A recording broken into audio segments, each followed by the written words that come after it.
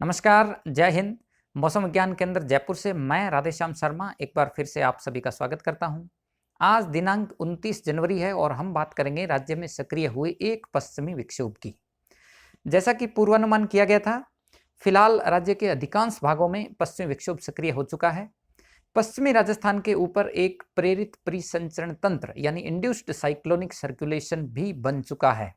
इसके अलावा वायुमंडल के मिडल और लोअर ट्रोपोस्फेयर में यदि देखें तो दक्षिणी हवाएं फिलहाल प्रभावी हो चुकी है, यानी अरब सागर के साथ साथ बंगाल की खाड़ी से भी नमी की सप्लाई हो रही है।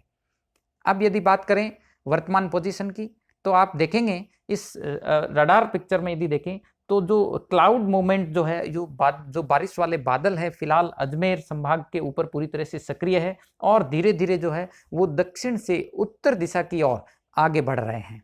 अब यदि बात करें फिलहाल सैटेलाइट पिक्चर के ऊपर में, तो आप देखेंगे कि जो राजस्थान के अधिकांश भाग है, चाहे हम दक्षिणी राजस्थान के उदयपुर और जोधपुर संभाग की बात करें, इसके अलावा बीकानेर संभाग, शेखावाटी क्षेत्र, जयपुर, इधर कोटा डिवीजन, लगभग सभी स्थानों पर बादल छाए हुए हैं और हल्के से मध्यम दर्जे की बारिश का दौर जो है वो पिछले 5 से 8 घंटों से जारी है।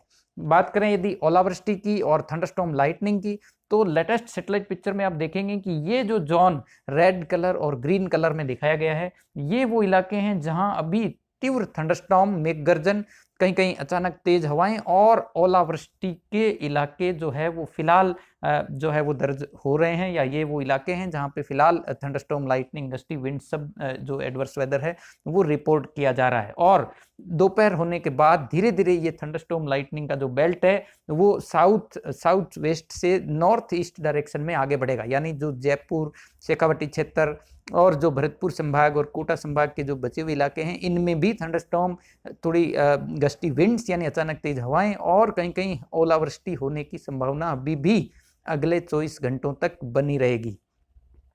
बात करें यदि आज पूरे दिन भर के फोरकास्ट की, तो इस सिस्टम का सर्वाधिक असर राजस्थान के अधिकांश भागों में आज यानी अगले 24 घंटों तक बना रहेगा।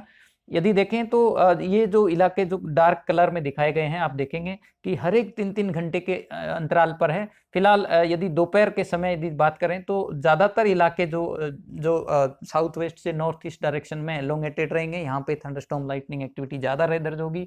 इसके अलावा दोपहर में यदि देखें तो दोपहर के टाइम में धीरे धीरे लाइटनिंग का जो एरिया है वो स्लाइटली नॉर्थ ईस्टवर्ड डायरेक्शन में आगे बढ़ेगा। ये एक बार फिर से 12 से 15 यूटीसी यानी शाम के समय देखें तो जो लाइटनिंग और रेनफॉल एक्टिविटी है वो कंटिन्यू रहेगी इन इलाकों में। वहीं रात भर जो है वो एक्टिविटी कंटिन्यू जारी रहेगी, लेकिन जो 30 जनवरी को सुबह के समय यदि देखेंगे तो ये लाइटनिंग का जो इलाका है वो पश्चिमी राजस्थान के कुछ भागों से निकलता हुआ दिखेगा, यानी केवल उत्तर पूर्वी राजस्थान, भरतपुर और जयपुर संभाग के इलाकों में ही 30 जनवरी को बारिश की गतिविधियां देखने को मिलेगी।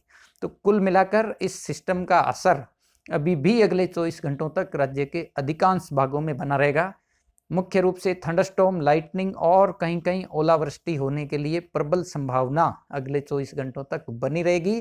30 जनवरी से ज्यादातर भागों में इस सिस्टम का असर समाप्त होगा और केवल भरतपुर, जयपुर संभाग में बारिश देखने को मिलेगी। इसके अलावा 30 जनवरी और 31 जनवरी को देखेंगे तो कुछ इलाकों में सुबह के समय घना कोहरा भी दर्ज किया जा सकता है।